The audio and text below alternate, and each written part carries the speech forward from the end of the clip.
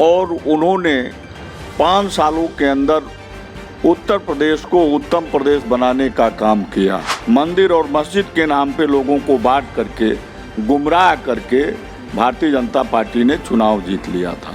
सड़क से लेकर और सदन तक संघर्ष करने का काम समाजवादी पार्टी कर रही है। जनता की पसंद माननीय अखिलेश यादव जी हैं और समाजवादी पार्टी है। जनता बहुत जल्दी भारतीय जनता पार्टी से अपना पिंड छुड़ाना चाहती है। भारतीय जनता पार्टी की सरकार 4.5 साल में 1 रुपया गन्ने की कीमत को नहीं बढ़ाया, 1 रुपया नहीं बढ़ाया 4.5 साल में। जबकि कोई किसान नहीं होगा जो 1 trolley, 2 trolley, 4 trolley, 10 trolley, 20 trolley और उससे अधिक भी गन्ना होता है। आप जानते हैं, आप भी देख रहे हैं हर चीज। आप हिसाब लगा लीजिए कि उस 2000 के बदले में किसान का कितना भारी नुकसान हुआ है। नमस्ते, मेरा नाम है अनुराग और आप देख रहे हैं उत्कर्ष पत्रिका। आज हमारे साथ खास बातचीत में जुड़े हैं देवरिया कुशीनगर से विधान परिषद सदस्य राम अवध यादव। हालांकि ये समाजवादी पार्टी से हैं और हम ऐसा कह सकते हैं प्रदेश में समाजवादी पार्टी जो है विपक्ष में है। तो हम इनसे तमाम सारे सवालों के जवाब जानेंगे, पूछेंगे, बात करेंगे इनसे। और सबसे पहले सर आपका स्वागत करते हैं अपने चैनल पे। हम आपका भी स्वागत, अभिनंदन और बधाई। सर, जैसा कि आपने बताया कि 6 बार आप जो है इस जनपद के समाजवादी पार्टी से जिलाध्यक्ष रहे हैं। 6 बार में सर संगठनात्मक क्या मजबूती रही और कैसे आपने इस पूरे जनपद में अपने संगठन के लिए आप काम किए मजबूती से? देखिए, जब मैं पहली बार समाजवादी पार्टी का जिलाध्यक्ष बना तब हम विपक्ष में थे और अध्यक्ष बनने के बाद लगातार मैंने संगठन को मजबूत करने का काम किया और समाजवादी पार्टी की माननीय मुलायम सिंह यादव जी के नेतृत्व में सरकार बनी थी। मैं सरकार में भी अध्यक्ष रहा और विपक्ष में भी अध्यक्ष रहा और जहां मैं संगठन को मजबूत करने का काम कर रहा था वहीं जनता से जुड़े मुद्दों को लेकर के, किसान का मुद्दा हो, व्यापारी का मुद्दा हो, छात्र का मुद्दा हो, नौजवान का मुद्दा हो, बिजली का मुद्दा हो, तमाम सारे अपराध का मुद्दा हो, तमाम जनहित के मुद्दों को लेकर के हम लगातार संघर्ष करते रहे और जनता के हितों के लिए लड़ते रहे, जिसका परिणाम रहा कि कुशीनगर जनपद में हमेशा मेरे अध्यक्ष रहते पार्टी के 4 एमएलए और 3 एमएलए हुआ करते थे। कभी भी ऐसा कोई चुनाव नहीं रहा जिसमें 4 एमएलए और 3 एमएलए हमारे पार्टी के न हो। हमारा जिला पंचायत अध्यक्ष पे भी कब्जा रहा है। हमारे जिले के लगभग सभी ब्लॉकों पे हमारे प्रमुख रहे। हमारा टाउन एरिया और नगर पालिका में भी हमारी पार्टी का कब्जा रहा समाजवादी पार्टी के में रहते हुए और लगातार हमारे राष्ट्रीय अध्यक्ष माननीय अखिलेश यादव जी ने जनता के हित के लिए, समाज के सभी वर्ग के हित के लिए, चाहे वो किसान हो, चाहे मजदूर हो, चाहे नौजवान हो, चाहे बेरोजगार हो, चाहे व्यापारी हो, सभी वर्गों के उत्थान और विकास के लिए, चाहे छात्र हो, माननीय अखिलेश यादव जी ने लगातार काम किया और प्रदेश को नई ऊंचाइयों पे पहुंचाने का काम हमारे आदरणीय अध्यक्ष जी ने किया। ठीक है सर, ये सब कुछ हुआ, आपने नौजवान, किसान और तमाम सारे लोगों के लिए काम किया, क्षेत्र के लिए आपने बताया आपने काम किया। फिर आखिर वो कौन सी बात थी कि केंद्र की राजनीति से आप नहीं थे, केंद्र में तो खैर कांग्रेस थी, लेकिन राज्य में 2017 में आपको शिकस्त का सामना क्यों करना पड़ा? देखिए, 2017 में चुनाव में समाजवादी पार्टी असफल हुई, जबकि माननीय अखिलेश यादव जी 2012 में उत्तर प्रदेश के मुख्यमंत्री बने थे और उन्होंने 5 सालों के अंदर उत्तर प्रदेश को उत्तम प्रदेश बनाने का काम किया। उन्होंने जहां नौजवानों को नौकरी भारी पैमाने पे दिया, बेरोजगारी को ख़त्म करने का प्रयास किया, छात्रों के हित का काम किया, किसान को सर्वाधिक गन्ना मूल्य देने का काम किया, व्यापारी हित के बड़े बड़े फैसले लिए और जनहित के जुड़े मुद्दे विकास के लिए, जहां मैं देवरिया और कुशीनगर का विधान परिषद का सदस्य हूं, कुशीनगर जनपद में भी माननीय मुलायम सिंह यादव जी की सरकार थी, तो कुशीनगर को जनपद बनाने का काम माननीय मुलायम सिंह यादव जी ने किया था। और जब 2012 में माननीय अखिलेश यादव जी की सरकार बनी, उत्तर प्रदेश के मुख्यमंत्री बने, तो सबसे पिछड़ा इलाका हमारे जिले का खड्डा विधानसभा है। खड्डा के लोग बहुत परेशान होते थे कुशीनगर आने में। पहले तो देवरिया उनको जाना पड़ता था, लेकिन माननीय अखिलेश यादव जी ने खड्डा को तहसील बनाने का काम किया और कप्तानगंज को, जो रामकोला विधानसभा में है, कप्तानगंज को भी उन्होंने तहसील बनाया। तो माननीय अखिलेश जी ने 2 तहसील देने का काम किया। सर ये तो एक मिनट बीच में रुकना चाहूँगा। ये आपकी उपलब्धियां थी सरकार की, फिर जनता ने आपको जो है मैंडेट क्यों नहीं दिया, फिर जनता ने आपको उससे दूर क्यों रखा? जनता को भारतीय जनता पार्टी ने धर्म और जात के नाम पर बहकाने का काम किया, बांटने का काम किया और जाति और धर्म के नाम पर मंदिर और मस्जिद के नाम पे लोगों को बांट करके, गुमराह करके भारतीय जनता पार्टी ने चुनाव जीत लिया था। उसी तरह से बिजली की स्वीकृत होते हैं तो पैसा जाता कहाँ फिर? अब ये सरकार बताओ कि पैसा कहाँ जाता है। बजट गड्ढा मुक्ति के नाम पे स्वीकृत हुआ है और आज आप खुद देख रहे हैं कि गड्ढा जगह जगह है, तो ये पैसा गया कहाँ? पैसे का बंदरबाट हुआ होगा। जो पैसा बजट में स्वीकृत हुआ उसका काम होना चाहिए। तो भारतीय जनता पार्टी ने विकास का कोई काम नहीं किया।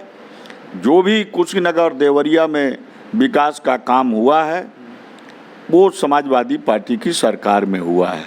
और मैंने गिनाया भी आपको कि जनपद से लेके, तहसील से लेकर के, सड़क और पुल से लेकर के चीनी मिल लगाने तक का काम भारतीय जनता पार्टी ने चीनी मिलों को बंद करने का काम किया। लेकिन सपा की सरकार में माननीय मुलायम सिंह यादव जी ने हाटा में बिरला ग्रुप की चीनी मिल लगा करके यहाँ के किसानों को राहत देने का काम किया था। लेकिन भारतीय जनता पार्टी की सरकार में एक भी नई चीनी मिल नहीं लगी और न ही बंद चीनी मिल चालू हुआ। मुझे याद है और आप भी जानते होंगे कि माननीय प्रधानमंत्री जी 2014 में पडौना में जनसभा कर रहे थे और उन्होंने कहा था कि पडौना के लोगों, हमारे उम्मीदवार को जिता दो, भारतीय जनता पार्टी की सरकार बना दो, पडौना की बंद चीनी मिल को हम चला देंगे। लेकिन पडौना की बंद चीनी मिल 2014 से आज 21 हो गया, चीनी मिल नहीं चली और न ही कोई नई चीनी मिल लगी।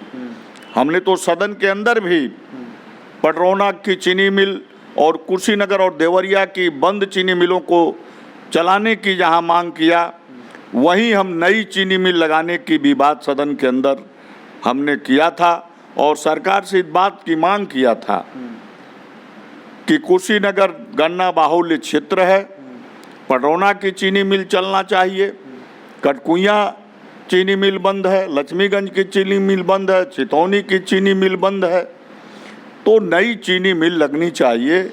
लेकिन सरकार ने न तो बीच में को चलाया और न नई चीनी मिल लगाया। बीच में रोकना चाहूँगा आपको।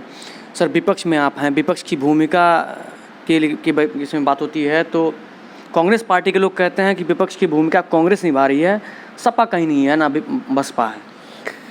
विपक्ष में जनता जानती है कि समाजवादी पार्टी विपक्ष की भूमिका में है और लगातार समाजवादी पार्टी संघर्ष कर रही है।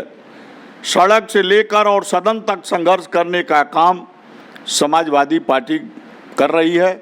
हमारे नेता और समाजवादी पार्टी के राष्ट्रीय अध्यक्ष उत्तर प्रदेश के पूर्व मुख्यमंत्री माननीय अखिलेश यादव जी लगातार संघर्ष कर रहे हैं जनता के हितों को लेकर के। और आप देखे होंगे कि जब भी जनपद में भी जनपद स्तर पे कहीं भी कोई भी जनहित का मुद्दा है, समाजवादी पार्टी ही संघर्ष करती है। समाजवादी पार्टी संघर्षों की पार्टी है, आंदोलन की पार्टी है और निरंतर जनता के हित को लेकर के समाजवादी पार्टी संघर्ष करती रहती है। और विपक्ष की भूमिका निभाने का काम उत्तर प्रदेश के अंदर कोई कर रहा है तो माननीय समाजवादी पार्टी और माननीय अखिलेश यादव जी कर रहे हैं। तो सर, जब आपकी सरकार बनी थी तो आखिर ये मामले, ये जो है विकास के मुद्दे या फिर ये सारे कार्य क्यों नहीं हो पाए? आपने क्यों भाजपा के लिए ऊपर ये छोड़ दिया कि जो है भाजपा ये करा रही है और जनता के बीच में उनका जो है पसंद बना हुआ है? ये नहीं, जनता आज के तारीख में जनता की पसंद भारतीय जनता पार्टी नहीं है। ऐसा भाजपा बोल कर जनता की पसंद माननीय अखिलेश यादव जी हैं और समाजवादी पार्टी है।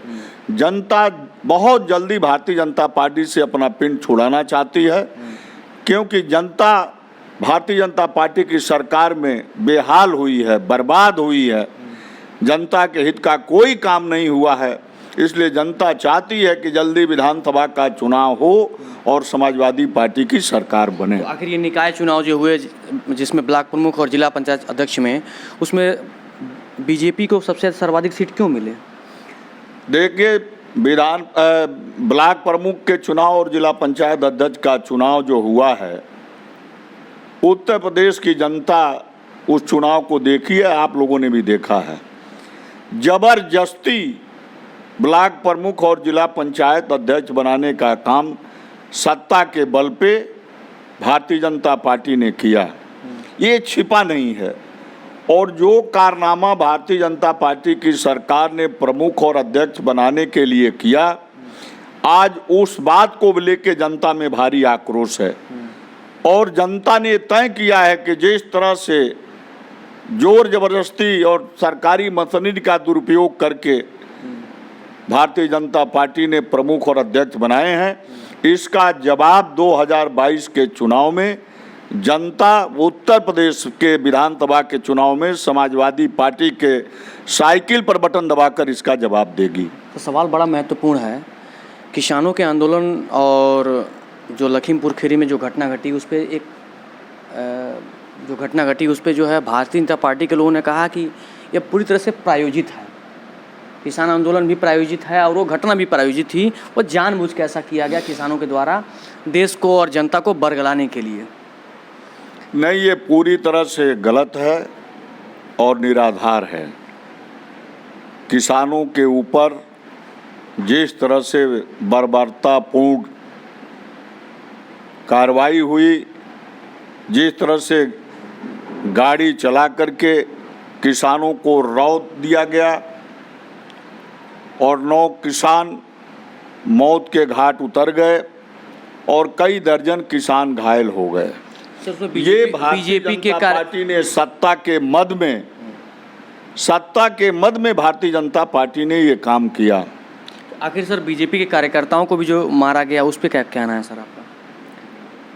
देखिए, चाहे बीजेपी का कार्यकर्ता हो चाहे किसान हो, किसी की भी हत्या होती है और उसमें जांच करके और उचित कार्रवाई होना चाहिए, न्याय मिलना चाहिए, चाहे कोई भी हो। सर, जांच भी बताया बीजेपी ने जो है कि जांच चल रही है और गृह राज्य मंत्री के जो बेटे हैं उनके ऊपर जो मुकदमा भी दर्ज कर लिया गया है।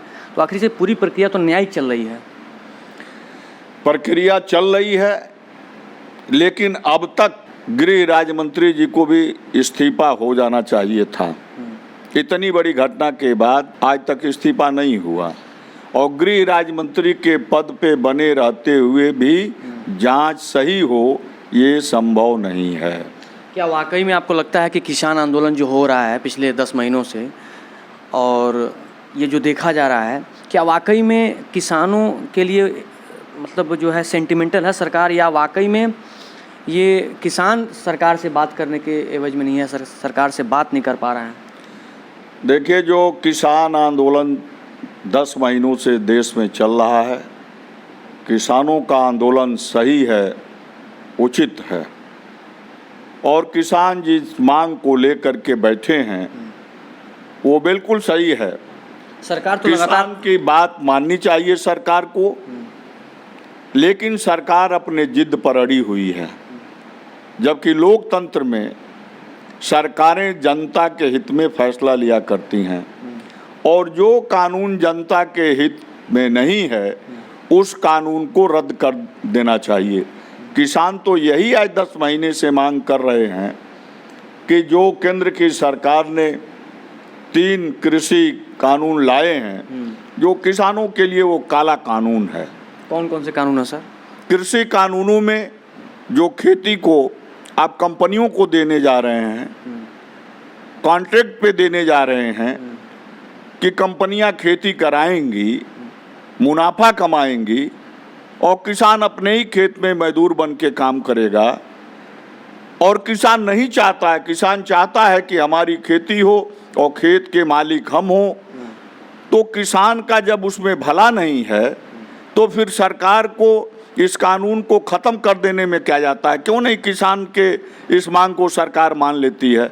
आज 10 महीने से किसान आंदोलन पे है, सैकड़ों से किसान आत्महत्या कर लिए, किसी की ठंड से जान चली गई, किसी की कहीं जान चली गई, किसान मर रहे हैं। लेकिन 10 महीने से ज़्यादा समय बीत गया, सरकार ने किसानों से बात करना भी उचित नहीं समझा। सरकार पूरी तरह से संवेदनहीन हो गई है। पूर्वांचल में किसान आंदोलन का कहीं असर दिखाई पड़ रहा है आपको? बिल्कुल आंदोलन है। पूर्वांचल का भी किसान अभी किसान आंदोलन को लेके जागरूक है, आक्रोशित है। और लखीमपुर खीरी में जो किसानों की गाड़ी चढ़ा के जो हत्या कर दी गई, पूर्वांचल का भी एक एक किसान आक्रोश में है, क्योंकि किसानों के साथ जो हुआ है वो गलत है। पूरे देश का किसान एक है और चाहे खीरी लखीमपुर हो, चाहे दिल्ली में जो किसान आंदोलन कर रहे हैं, चाहे देश के अन्य राज्यों में जो किसान आंदोलन कर रहे हैं, वो सभी किसानों के हित के लिए वो आंदोलन है। इसलिए पूरब से लेकर के पश्चिम तक किसान पूरी तरह से आक्रोशित है और ये आक्रोश आपको 2022 के विधानसभा के चुनाव में दिखेगा। सर, बड़ा महत्वपूर्ण सवाल है। सरकार कहती है कि हमने जो है किसानों के लिए काम किया, हमने रोजगार दिया लोगों को, हमने सड़क दिया, हम जो कहें हम पूरा किए हैं। लगातार बीजेपी पे जिसको लेकर आप घेरते हैं, मंदिर को लेकर, सरकार ने वो भी कहा कि हमने मंदिर भी बना दिया, हमने जो कहा वो पूरा किया। देखिए, भारतीय जनता पार्टी ने जो कहा उसको पूरा नहीं किया। भारतीय जनता पार्टी ने अपने वादे नहीं पूरा किए।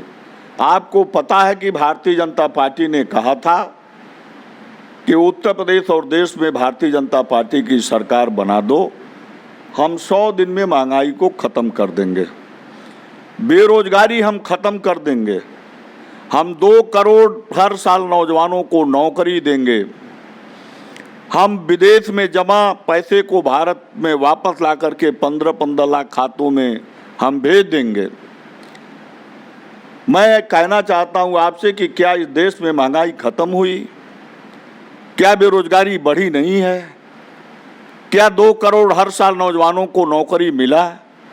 क्या बेरोजगारों को रोजगार मिला? ये तो सारे वादे भारतीय जनता पार्टी ने किए थे। नौजवान को नौकरी नहीं मिली, महंगाई आज चरम पर है, बेरोजगारी इतनी बढ़ गई है, सरकारी आंकड़े को आप देख लीजिए। मैंने तो सदन में इस बात को उठाया है। तो भारतीय जनता पार्टी ने जो वादा किया था कि हम 100 दिन के अंदर ही कर देंगे, हम 100 दिन के अंदर पड़ौना की चीनी मिल को चला देंगे, हम 100 दिन के अंदर महंगाई को समाप्त कर देंगे। लेकिन भारतीय जनता पार्टी ने सरकार बनने के बाद एक भी वादे पूरे नहीं किए, एक भी वादा भारतीय जनता पार्टी ने पूरा नहीं किया है। सर, ये बताएं, क्या वाकई में महंगाई, आप जैसा आप बता रहे हैं, महंगाई, बेरोजगारी या ये तमाम सारे मुद्दे 2022 के चुनाव में ये असर डालेंगे कि ये वाकई में फिर से एक बार जो है सरकार जो है, जनता जो है भारतीय जनता पार्टी की सरकार को चुनेगी? देखिए, महंगाई तो बहुत बढ़ी है और आप खुद भी उसके शिकार होंगे। पेट्रोल 100 के पार हो गया, डीजल भी 100 के आसपास है और कहीं कहीं 100 के पार है, जिसके वजह से महंगाई, सरसों का तेल और अन्य जो खाद्य तेल है 200 रुपया लीटर से अधिक मूल्य हो गया है। हर क्षेत्र में इतनी महंगाई हुई है कि जनता त्राहि त्राहि महंगाई से कर रही है। और महंगाई इतनी बड़ी समस्या है कि निश्चित रूप से विधानसभा के 2022 के चुनाव पे महंगाई का भारी असर पड़ेगा और महंगाई भारतीय जनता पार्टी का सफाया करेगी। आपके मुद्दे क्या होंगे, क्या लगता है आपको? जब 2022 का चुनाव होगा तो आपके महत्वपूर्ण मुद्दे क्या होंगे? और आप ये बताएं कि आपकी सरकार बनती है तो आप कौन कौन से ऐसे विकास के कार्य आप मॉडल प्रस्तुत करेंगे? देखिए, हमारे मुद्दे और समाजवादी पार्टी के मुद्दे, और हमेशा हमारे राष्ट्रीय अध्यक्ष जी माननीय अखिलेश यादव जी ने विकास की बात किया है और उन्होंने विकास के क्षेत्र में काम किया। सरकार बनने के बाद जहां उन्होंने किसानों को सर्वाधिक गन्ना मूल्य दिया, वहीं किसान को सस्ती खाद, फ्री में सिंचाई, चाहे वो किसान नहर से सिंचाई करे या ट्यूबवेल से, मुफ्त सिंचाई का इंतजाम अखिलेश यादव जी ने किया था। और गन्ने का सर्वाधिक दाम भी दिया। भारतीय जनता पार्टी की सरकार 4.5 साल में 1 रुपया गन्ने की कीमत को नहीं बढ़ाया, 1 रुपया नहीं बढ़ाया 4.5 साल में। और डीजल और पेट्रोल नहीं, खाद 25 रुपये वृद्धि किया गया अभी किया गया है। 4.5 सालों में तो 1 रुपया नहीं हुआ। डीजल पेट्रोल तो आपका रोज बढ़ रहा है, जुताई महंगी हो गई, सिंचाई महंगी हुई, भाड़ा महंगा हुआ, कीटनाशक महंगे हुए, खाद महंगी हुई। तो किसान को की तो कमर तोड़ देने का काम भारतीय जनता पार्टी की सरकार में हुआ। आपके क्या वादे रहेंगे जनता से? समाजवादी पार्टी हमेशा किसान के लिए, छात्र के लिए, नौजवान के लिए, बेरोजगार के लिए काम किया है। माननीय अखिलेश यादव जी ने शिक्षा मित्रों को सहायक अध्यापक बनाने का काम किया था। इंटर पास करने वाले सभी वर्ग के छात्रों को लैपटॉप देने का काम किया था। हाई स्कूल पास करने वाली लड़कियों को कन्या विद्याधन और साइकिल भी दिया था। उत्तर प्रदेश के बेरोजगारों को बेरोजगारी भत्ता देने का काम किया था।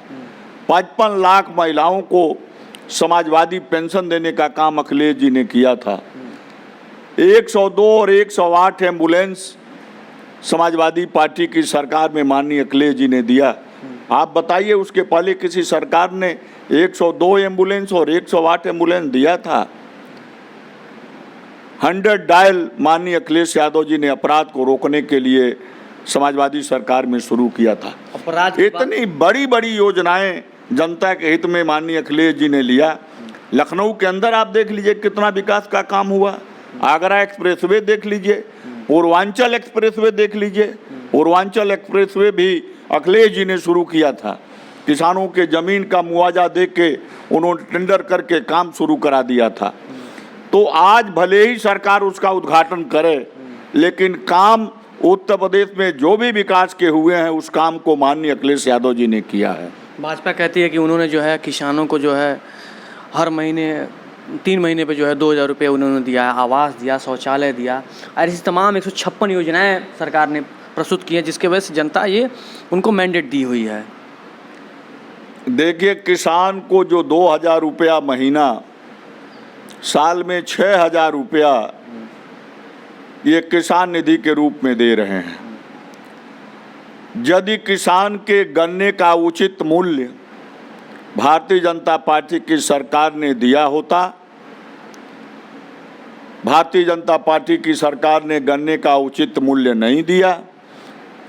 मैंने तो सदन के अंदर कहा था कि गन्ने की कीमत कम से कम 50 रुपया बढ़ना चाहिए था, जो लागत है किसान की, और 1 ट्राली गन्ने में किसान को 5000 रुपये मिल सकते हैं।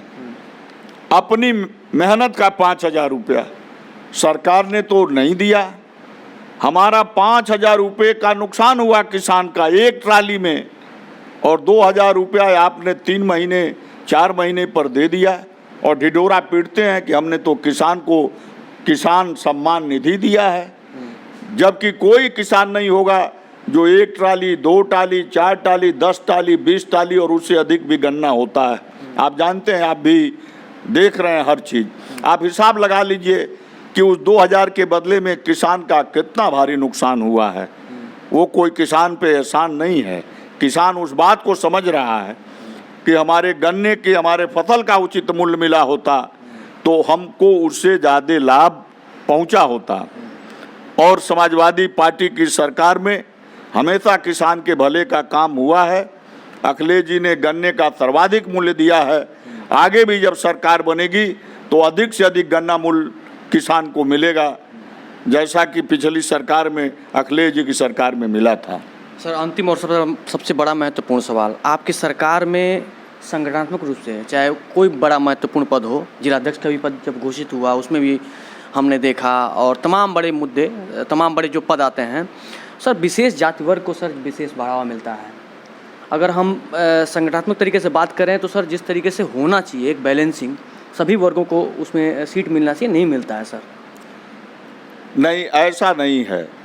समाजवादी पार्टी ही एक ऐसी पार्टी है जो समाज के सभी वर्गों को लेकर के चलने का काम समाजवादी पार्टी करती है।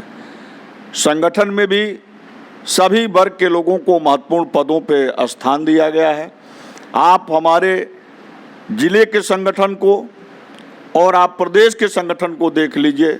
नरेश उत्तम पटेल जी प्रदेश के अध्यक्ष हैं, माननीय नरेश उत्तम पटेल जी, वो कुर्मी समाज से हैं।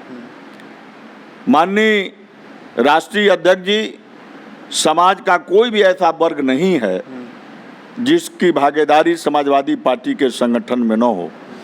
और सरकार में भी समाजवादी पार्टी ने सभी वर्गों का उन्होंने पूरा ध्यान रखा।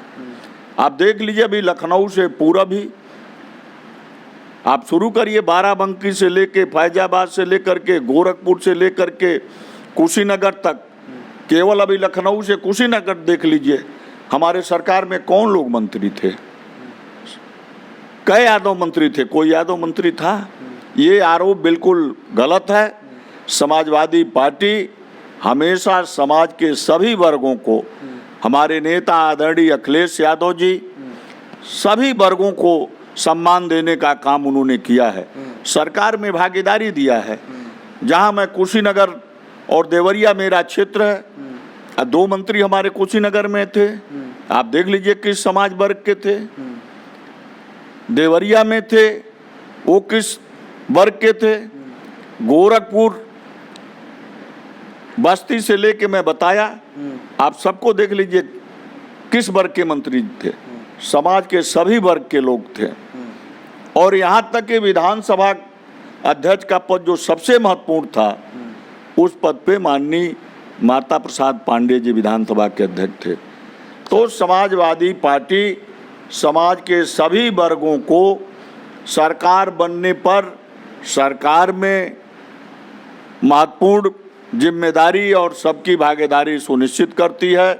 संगठन में भी समाजवादी पार्टी हमेशा सभी वर्ग के लोगों को सम्मान देने का काम की है।